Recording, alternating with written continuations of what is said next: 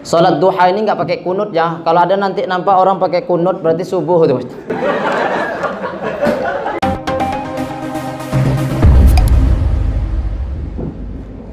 Bismillah, assalamualaikum warahmatullahi wabarakatuh. Alhamdulillahirabbil alamin, wassalatu wassalamu ala asyrafil anbiya'i wal mursalin sayyidina wa maulana Muhammadin sallallahu alaihi wasallam alladzi la nabiyya wa la rasula ba'dah. Amma ba'du, alhamdulillah para hadirin, ustadz, ustadzah yang sempat hadir pada kesempatan kali ini. Mungkin ini materi terakhir, jadi saya harap untuk lebih fokus lagi. Jangan nanti banyak alasan capek ustadz. Saya terus terang curhat sedikit. Dari kemarin nampaknya tidur istirahat baru tadi malam. Saya pagi itu ngurus sampai zuhur, ngurus duitnya, duit umat untuk pembangunan musola, sana sini mencari. Nah, itu untuk umat aja kita pikirkan, apalagi nanti anak orang. Kemudian sampai habis zuhur saya ngajar, sampai asar ngajar lagi, sampai maghrib ngajar lagi, habis maghrib ngajar lagi. Kemudian habis sisa rapat mengurus ada minoritas muslim dari Peranap itu. Kalau ke Napal masuk ke dalam itu sampai tembus Lubuk Kandis, di situ ada minoritas muslim. Itu juga kita gabung dengan orang-orang PKS untuk mengurus tadi malam rapat sampai jam 10 supaya saya tidak terlambat ke Rengat, karena perjalanan dari Peranap ke sini itu kalau saya Mbak Onda 1,5 jam. Kemudian biar nggak terlambat, jadi saya telepon Pak Musa, Pak malam ini saya mau ke Hermole numpang tidur biar besok nggak terlambat, istirahat kurang, kemudian balik tadi malam langsung ke sekitar jam 12 Pak ya. Jam 12 karena perjalanan saya slow kalau malam, takutnya nanti kalau terlalu laju masuk bawa bis besok nggak jadi ngisi. Kasihan kan malaikat nanya kalau belum bini. Kemudian ini adalah tema inti dari materi-materi yang disampaikan mulai dari Ustadz Mus'ab, Ustadz Muslim, Ustadz Aris. Itu intinya semua adalah benteng terakhirnya adalah ruhiyah. Contohnya tadi harus disiplin waktu, harus menyampaikan ke anak itu pesan moral 33 kali diulang. Saya kalau udah ngomong 3 kali nggak didengarkan anak, pang lagi main itu. Kalau seandainya ruhiyahnya nggak tinggi, ruhiyahnya nggak kuat, stres. Betul. Makanya benteng terakhirnya adalah ruhiyah, tips untuk menahan atau mengontrol diri. Mau emosi apa semuanya bisa dikontrol dengan bagusnya ruhiyah seseorang. Tip-tipnya itu ada banyak, mungkin terpikir cara ruhiyah itu Ustadz biar bagus, senam yoga tahan napas 3 jam banyak berdatangan tetangga. Mungkin tip-tipnya yang pertama adalah kita untuk menyesuaikan waktu, karena sebentar lagi jangan banyak ketawa nanti nggak fokus dengan materinya. Yang pertama adalah kalau dari yang disampaikan ketika kami ikut DEA kemarin, yang pertama ini sebetulnya banyak cara-caranya nanti untuk meningkatkan ruhiyah itu ya. Mungkin istighfar terus bisa. Cuma ini ada 7 yang perlu diingat, perlu ditulis, perlu dicatat. Saya tengok ustadz-ustadznya nggak ada yang bawa buku, Imam Syafi'i semua. Yang pertama adalah one day one juz. Jadi 1 hari itu ini kalau nggak salah minimal membaca Al-Quran itu 1 hari 1 juz. Dulu saya kalau membiasakan surat dikit, bukan riak ya, biar tahu aja. Kalau saya itu sering baca Quran juga. 1 hari kalau tips saya itu habis subuh, karena waktunya kosong, saya membaca setengah juz. Baca setengah juz. Kalau pas naik iman, kalau agak turun-turun, kita bismika Allahumma amut aja. Kemudian membaca setengah juz biar lebih enak. Habis subuh setengah juz. Nanti setiap waktu sholat bacalah sedikit-sedikit. Mungkin ada teori masing-masing, yang penting intinya 1 hari usahakan 1 juz. Kalau nggak bisa sedapatnya. Kemudian kalau di sini ada juga yang menyampaikan setengah belum tidur, setengah mau tidur sama sebelum tidur sama ya. Cara-caranya, 1 hari 1 juz. Biar semangat, nanti diedukasikan bahwasanya tolak ukur seorang hamba itu dekat dengan Allah Subhanahu wa taala, salah satunya dekat nggak dia dengan Al-Qur'an. Kalau sehari-harinya penuh kesibukan dengan Al-Qur'an, apalagi ini terutama parokiah ya. Kalau nggak sering-sering dekat Al-Qur'an, lagi niup-niup jin tuh lupa ayatnya. Nanti ketawa jinnya. Isi luang waktu dengan cara mungkin kalau untuk saat sekarang mungkin kalau baca di terminal, baca di bis Al-Quran itu mungkin malu. Maka usahakan HP-HP Android itu diisi aplikasi Al-Quran. Nah, cara-caranya. Biasanya orang lebih pede membaca aplikasi Al-Quran itu di HP daripada Al-Qurannya langsung. Tapi padahal mulia lagi membaca Al-Quran langsung. Cuma kalau nanti antrian di SPBU mungkin siapa tahu ada yang memang sehari itu kalau nggak baca Quran kurang afdol gitu misalnya. Jadi membaca Al-Quran mungkin malu di SPBU, maka aplikasi Al-Qurannya dibuka di HP. Maka saya sarankan bagi HP-HP yang Android, saya yakin nggak ada yang HP-HP lempar kucing bahasanya itu ya. HP-HP cadul semuanya Android, maka diisilah aplikasi Al-Quran. Jangan Free Fire aja. Kemudian yang tip langsung aja, waktunya sudah agak singkat. Yang nomor 2 adalah Qiyamul Lail. Qiyamul Lail itu kalau anak pondok, lulusan pondok, ustadz, ustazah biasanya sudah ngerti maksudnya apa. Qiyamul Lail itu bangun malam itu ngapain dah tahu. Kalau orang umum mungkin diterjemahkan Qiyamul Lail bangun malam nonton bola dia, atau lupa mie goreng belum dimakan. Maka Qiyamul Lail itu paling sedikit kalau Abu Bakar itu biasanya Qiyamul Lail di ujung malam, di awal malam. Karena beliau ini kadang-kadang takut nggak bangun kalau di akhir-akhir malam itu. Sedangkan Umar Ibnul Khattab itu biasanya kalau Qiyamul Lail di ujung malam, di akhir-akhir. Kalau saya pribadi ya ini cara saya. Saya menghidupkan alarm, ada tips-tipsnya supaya bangun malam itu bangun. Yang pertama, siapkan HP, bunyikan alarm. Kalau saya 1 jam sebelum sholat subuh. Kok cepat kali Ustaz? Panjang? Enggak, kayak saya Qiyamul itu paling kalau 1 malam 5 paling banyak. Tapi waktunya 1 jam Ustaz. Saya bangun, uduk, itu kadang duduk lu nyantai. Kemudian sudah duduk-duduk nanti nyapu musola. Nah, karena musola kami itu sebatang peranap, nggak ada yang menandingi kebersihannya ya. Makanya kita asal Ustaz Amir hilang, mana Ustaz Amir nih, masyarakatnya rindu gitu. Jadi banyak kerjaan, kemudian barulah kita sholat Qiyamul Lail. Sholat Qiyamul Lail ini kalau saya itu lebih mengambil rokaatnya sedikit tapi bacaannya panjang kalau sholat sendiri. Nah, karena kalau terlalu banyak itu bergerak tuh malas. Jadi baca agak-agak ayat-ayat panjang mungkin idza mungkin. Intinya Qiyamul Lail ini tidak lepas dalam 1 malam. Rasul Shallallahu Alaihi Wasallam apapun kondisinya, kalau saya nggak salah ada 2 sholat sunnah yang tidak pernah ditinggalkan beliau. Yang pertama Qiyamul Lail, baik perang, di rumah, dimanapun Rasulullah tidak pernah meninggalkan Qiyamul Lail. Qiyamul Lail ini hukumnya sunnah muakkadah, sunnah yang sangat ditekankan, bukan sunnah yang diwajibkan, sunnah yang ditekankan. Yang kedua adalah sholat duha. Jadi caranya itu supaya bangun malam, alarm hidupkan, kemudian HP-nya jangan taruh dekat dengan orangnya, apalagi 1 jangkauan tangan, karena takutnya kalau layar sentuh ini mungkin bunyi stop, mati.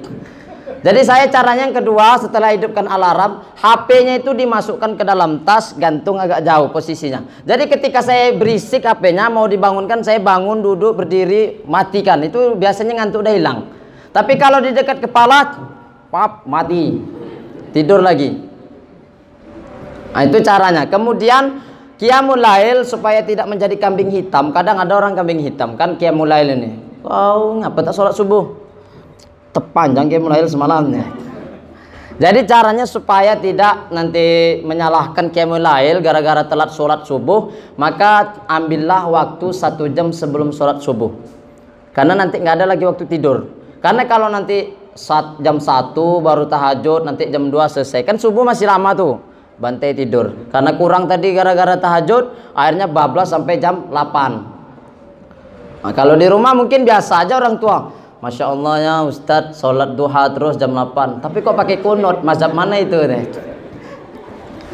Jadi supaya tidak terlambat sholat subuhnya, maka hidupkan alarmnya 1 jam sebelum sholat subuh. Biar nanti waktunya habis dengan tahajud, baca Al-Quran. Kenapa penting Qiyamul Lail ini? Dulu ada sebuah kisah. Mungkin udah nggak asing ya kisahnya. Presiden kita Habibie, Bapak Habibie ini dulu pas kuliah, beliau ini selalu juara 2. Juara 2, juara 2, juara 2. Ternyata yang juara 1 ini orang Yahudi. Orang Yahudi juara 1 ini nggak pernah turun.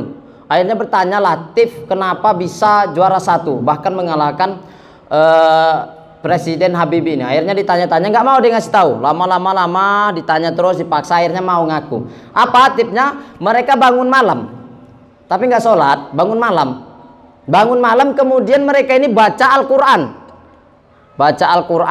bahkan dalam kisah itu mereka hafal Al-Quran itu.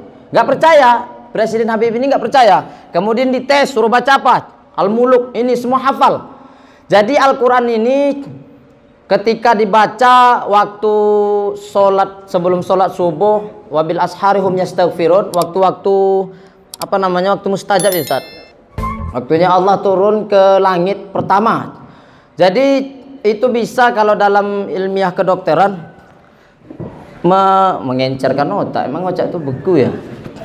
Mencerdaskan pola pikir. Jadi apapun yang disampaikan guru itu nangkap.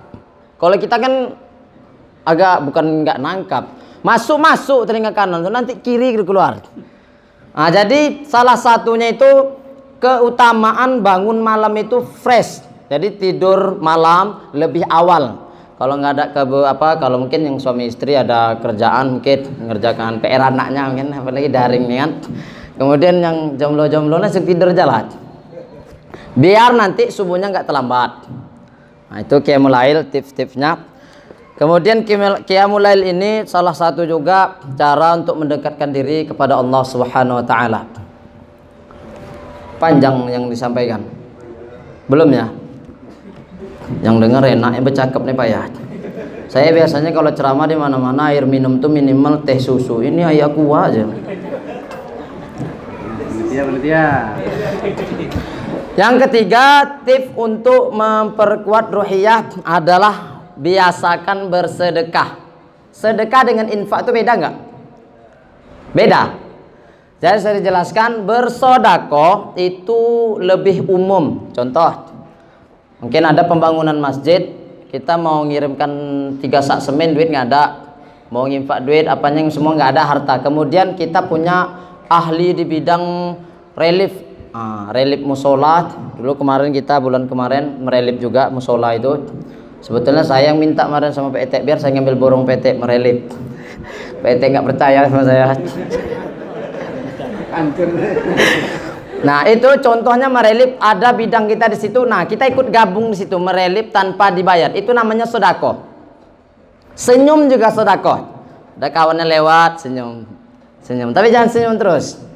Nanti takut kata orang nggak ganggu, miring deh itunya.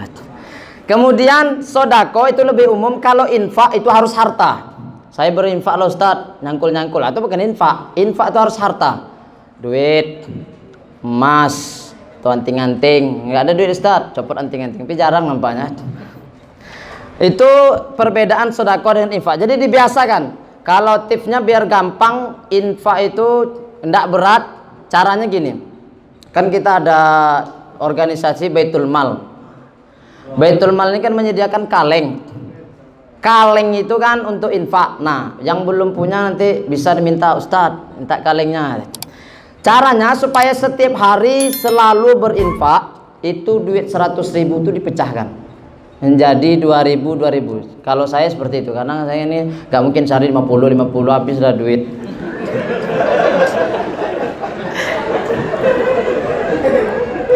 Ya sebetulnya bisa, cuma nanti ngumpulkan duit itunya lama. Kasihan yang dari kemarin tugas belum ada yang datang-datang nih. Jadi duit 100.000 itu saya pecahkan ke lazis, biasanya 2.000. Jadi ada 50 lembar. Jadi dalam 1 bulan itu kan 30 hari. 30 hari. Nah, itu duit yang 100.000 tadi dijadikan 50 lembar duit 2.000. Jadi setiap subuh bismillah ya Allah. Apalah yang infak di situ, berdoalah. Bismillah ya Allah, jadikan orang paling kaya. Mungkin malaikat awal-awal ketawa, duit 2.000 infak mau jadi orang kaya. Nanti terus. Tapi kan yang di situ adalah istiqomah. Amalan yang paling banyak pahalanya itu adalah continue. Terus istiqomah. Jangan cuma awal 1 juta ada tuh sampai 10 tahun nggak ada infak. Infak terus aja Ustaz. Infak sama infak beda.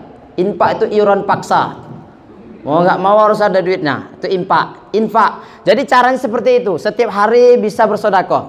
Jadi duitnya itu 2.000 sehari 2.000, sehari 2.000. Kok misalnya lebih kasih lebih. Kalau kurang ruhiyahnya, terutama buat yang mungkin abang-abang yang belum berkeluarga, itu cukup bagus untuk membentengi dari fitnah-fitnah. Mungkin kalau ketika berpuasa lewat cewek, bro, ada cewek itu, ada tolol lerot. Itu caranya, mungkin berpuasa. Kemudian buatlah komunitas saum sunnah. Kalau di pondok kan ada ini saum Daud, saum puasa Senin Kamis.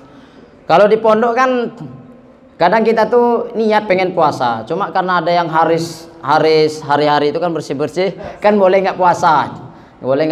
Nah, saya biasanya minjem baju seragamnya tuh buat ambil nasi. Untuk kasih yang sakit, jangan seuzon, saya puasa. Kemudian siapkan sahurnya supaya berpuasa besok paginya, siapkan dari malam hari. Diatur, di manage waktunya, jangan nanti udah mau azan baru nyuap. Udah niat puasa tapi nggak diatur sahurnya, takutnya nanti kena 5 menit waktu bentar lagi azan kita nggak nengok waktu. Nasi lah mantap, lauk nasi padang, ayam apa semua gabung, masuk mulut Allahu Akbar, bingung. Dibuang eman, ditelan orang dah azan, akhirnya yang satu masjidnya belum. Jadi betul-betul dipersiapkan, karena amalan itu kalau tidak dipersiapkan biasanya sepertinya kesempatan itu tidak datang 2 kali, tapi kesempatan bisa didapatkan oleh orang yang siap. Paham maksudnya? Kesempatan tidak didapatkan 2 kali, tapi kesempatan didapatkan orang yang siap.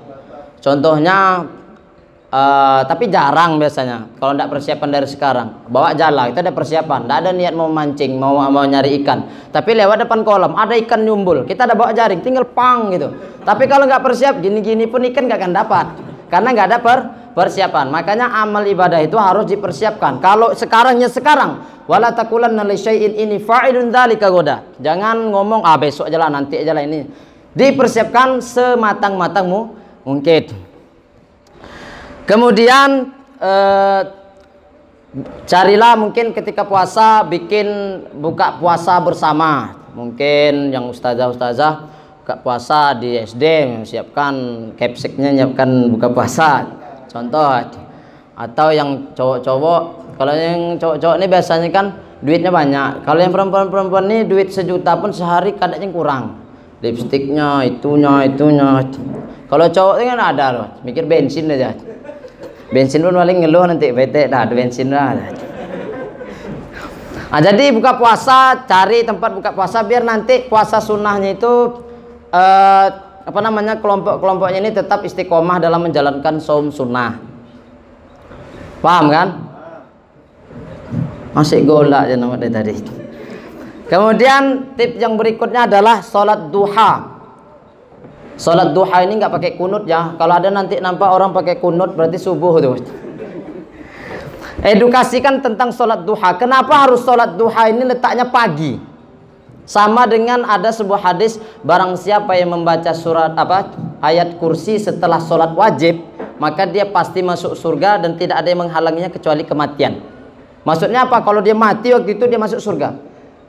Itu hadisnya itu menunjukkan kepada ayat kursinya atau mana? Jadi setelah dibaca pelajari, ternyata orang yang membaca surat ayat kursi setiap sholat fardu berarti dia menunjukkan tidak pernah meninggalkan sholat fardu. Paham maksudnya? Agak hang juga nampaknya. Jadi Makanya sholat duha itu selalu dikerjakan supaya di pagi hari itu bangun. Itu maksudnya. Jangan tidur. Jadi sholat duha, biasakan sholat duha. Kalau biasa di pondok mungkin habis tahzir pagi, angkat ke kelas yang agak soleh-soleh ke atas menengah itu sholat duha. Yang soleh-soleh ke bawah apa bentang SP. Bentang tikar, bentang apa duduk di situ. Kadang kalau nggak ada ustadznya, subhanallah senangnya. Paling senang santri itu kalau ustadznya nggak ada. Langsung bangku yang bersemerak itu susun rapi panjang, berarti tidur. Kemudian tentukan waktu untuk mengerjakan sholat duha. Sholat duha ini waktunya lumayan panjang ya. Jam-jam 11 tuh masih bisa tuh sholat duha. Tapi kalau udah azan zuhur nggak ada lagi sholat duha. Kemudian ciptakan juga komunitas sholat duha. Boleh nggak berjamaah Ustadz sholat duha? Boleh nggak? Boleh sesekali. Jangan terus menerus nanti kata orang sholat subuh berjamaah.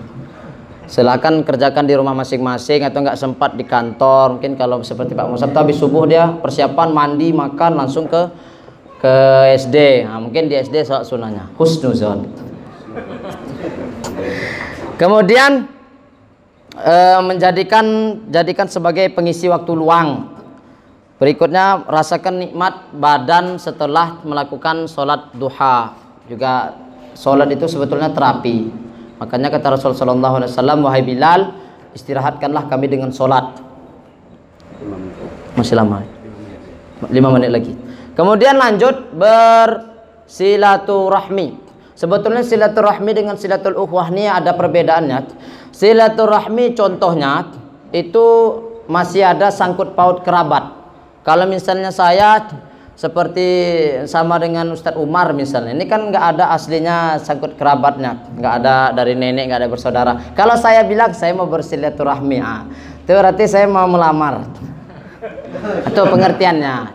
Tapi kalau untuk menyambung kekerabatan itu silatul ukhuwah, persaudaraan sesama muslim. Nah, ini penting. Sebagaimana yang sudah disampaikan Ustadz Haris Julianto tadi tentang silaturahmi. Tapi silaturahmi ini jangan waktu-waktu nggak cocok atau waktu-waktunya pas lapar terus silaturahmi ke situ. Atau pengen durian silaturahmi ke situ. Kan niatnya sudah agak kacau dari awal. Jadi silaturahmi ini memang untuk memperbaiki hubungan. Mungkin ada sebulan nggak jumpa, datang ke situ, gimana kabarnya, kita bawain. Saya itu biasanya salah satu cara ampuh saya mencari donatur. Itu saya orangnya memang nggak banyak basa-basi ya. Kalau mungkin di lembaga sini ada proposal Pak pembangunan SD ini, enggak ada. Kalau saya nggak ada, datang Pak Buah Jeruk agak dua banyak saya cerita mau impak nggak Pak? Besok mau pembangunan ini, kalau ya telepon saya besok ya, antarkan di musola. Tuh kalau cara saya berinfak. Datang 1 juta, 2 juta, nah, tembuslah. Kadang itu cara saya memang orangnya nggak suka banyak basa-basi. Mbak proposal, Bapak gimana kabarnya? Nggak bisa. Nah, tapi keakraban saya dengan donatur itu sudah seperti keluarga. Jadi saya masuk ke rumahnya nggak ada orangnya pun saya boleh. Boleh. Jadi kalau saya, makanya orang Peranap itu bilang, Amirko kalau poi kemanapun jangan khawatir makan. Nah, saya awal lulus dari DS berat badan saya 49. Masuk di Peranap belum ada 1 tahun. 57. Nah, itu gemuk saya itu. Jadi dekat dengan masyarakat di situ. Nah, saya mau ke rumah, nepon, Bu, saya mau ke rumah. Oh, Ibu di kebun nih, tapi kunci di jendela itu, ambil aja lah. Makan nasi udah masak tuh tadi tuh. Ah, itu cara saya. Lihat saya silaturahmi juga, tapi pas lapar. Itu cara-cara nanti bisa dicontoh. Ini tidak ada materi dari sini. Itu teori saya sendiri karena pengalaman saya. Mungkin yang dari Peranap tahu tuh. Tapi kalau di Rengatnya agak sulit. Datang tuh entah kemana kawan. Nah, itu silaturahmi. Kemudian ajak teman untuk mempermudah proses silaturahmi. Mungkin si Anu ada mobil, kita ajak si Anu, ayo sama-sama kita ke rumah PET. Jadi biar proses itu gampang. PET ketawa. Bawalah hadiah. Hadiah ini nggak perlu mewah. Kadang ada orang kaya itu dia hadiah itu bagi kita mewah tapi bagi dia sepele. Contohnya saya biasanya kalau ke rumah orang-orang kaya itu saya nggak ada bawa apel, anggur, mereka nggak doyan. Kita bawakan jengkol, kita bawakan pisang, alai, senang kali mereka. Karena ibarat itu macam awak orang kampung mungkin senang naik ke mall, hotel senang. Tapi orang kaya itu malah suka pinggir-pinggir sawah yang mewah-mewah itu, rumah mewah mepet dengan sawah misalnya.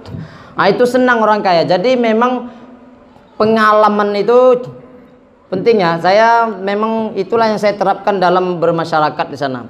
Jadi bersilaturahmi ini untungnya banyak. Kalau sempat dia punya anak gadis, gampang juga nembusnya. Nah itu tip-tipnya. Jadi silaturahmi ini nampaknya sepele. Silaturahmi itu yang paling pertama dengan kerabat sendiri. Kadang kita lebih gampang mengeluarkan duit, mau 100.000, 200.000 buat orang lain daripada sanak sendiri. Kadang-kadang seperti itu.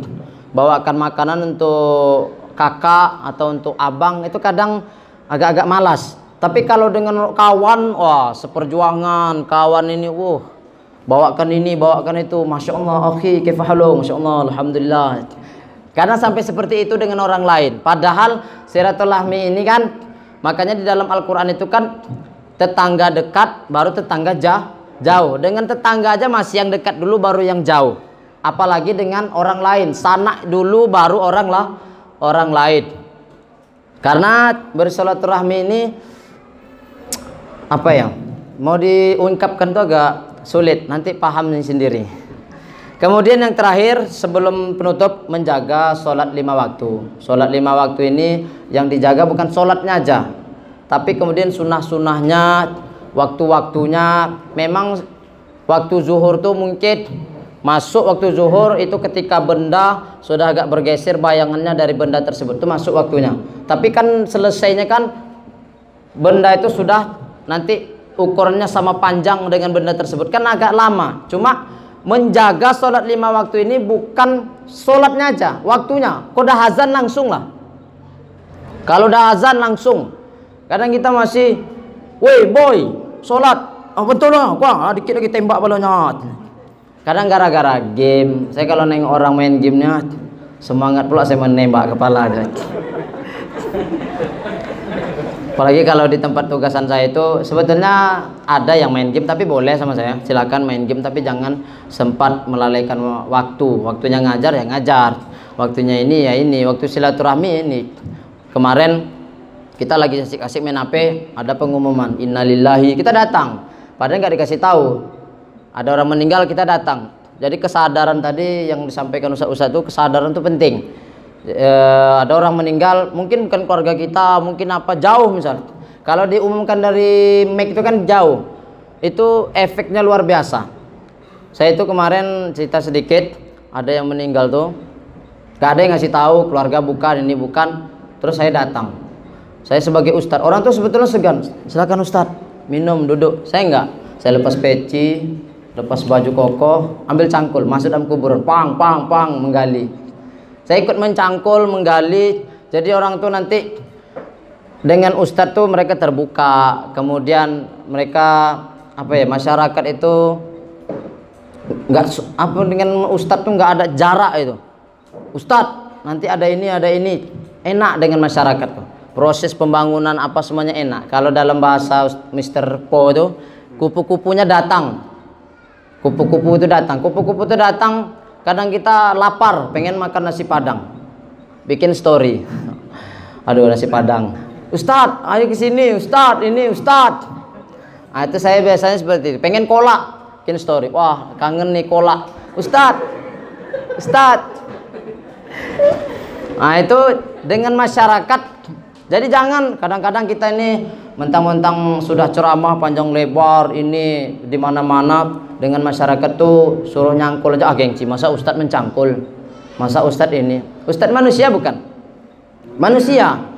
Kira-kira mencangkul itu menjatuhkan harga diri bukan? Kecuali mencangkul ubi orang. Kalau mencangkul ubi orang iya.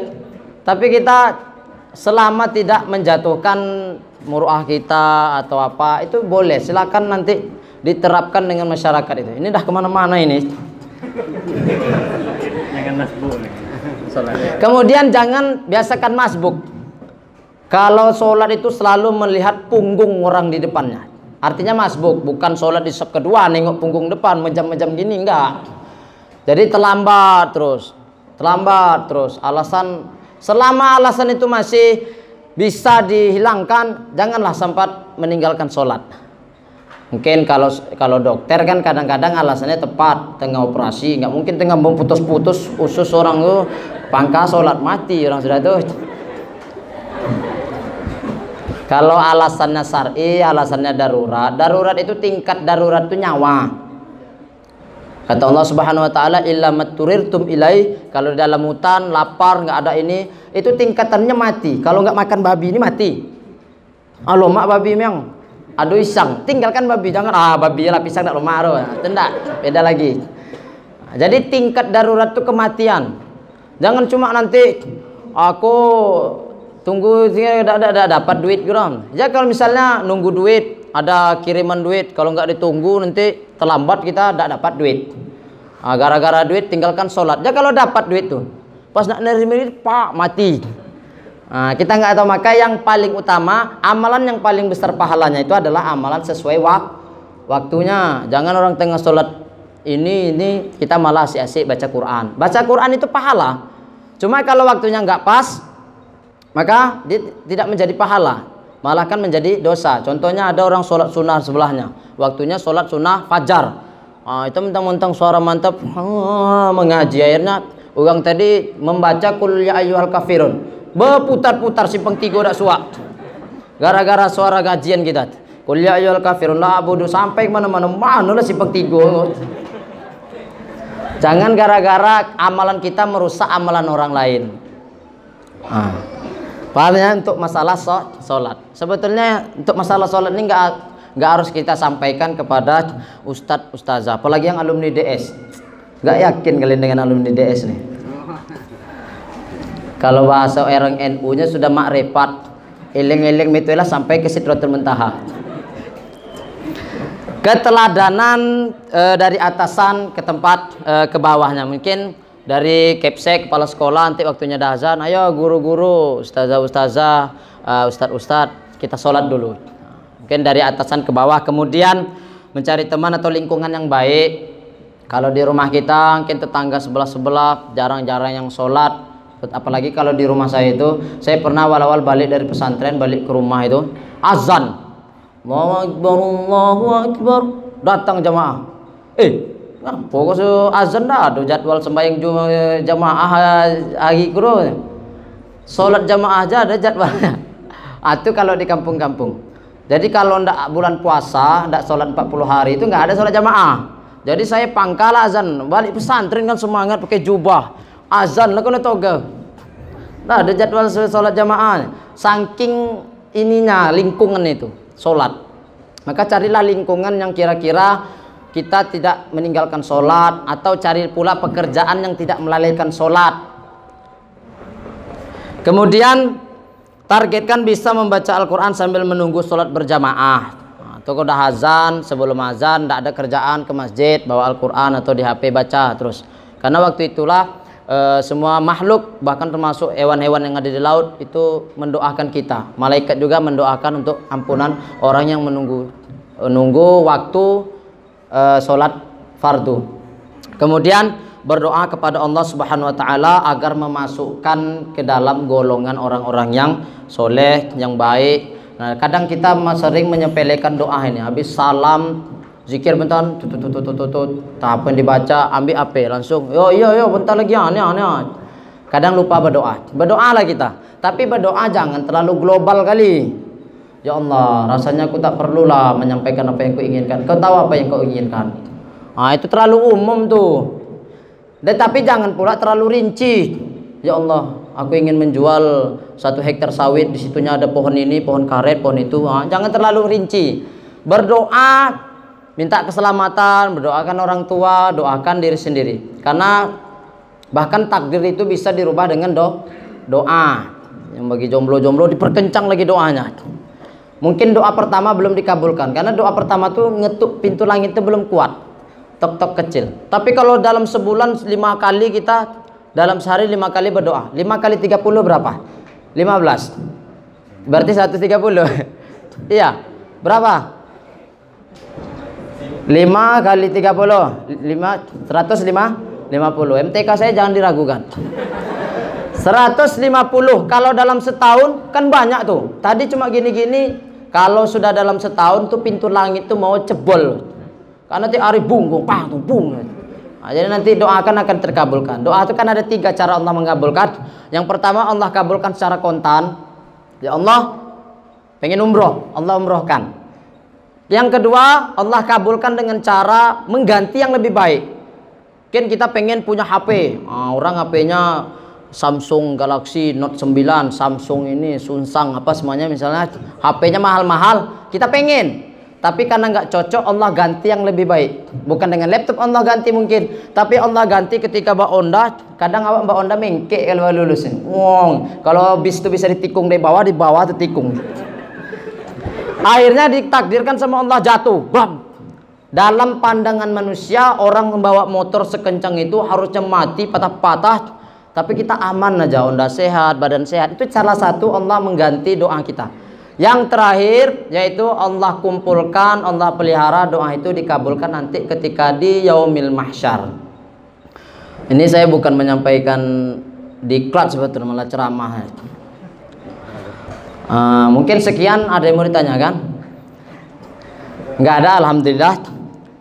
Kemudian dengan berakhirnya tema tadi, berakhir pula lah materi yang ingin kita sampaikan.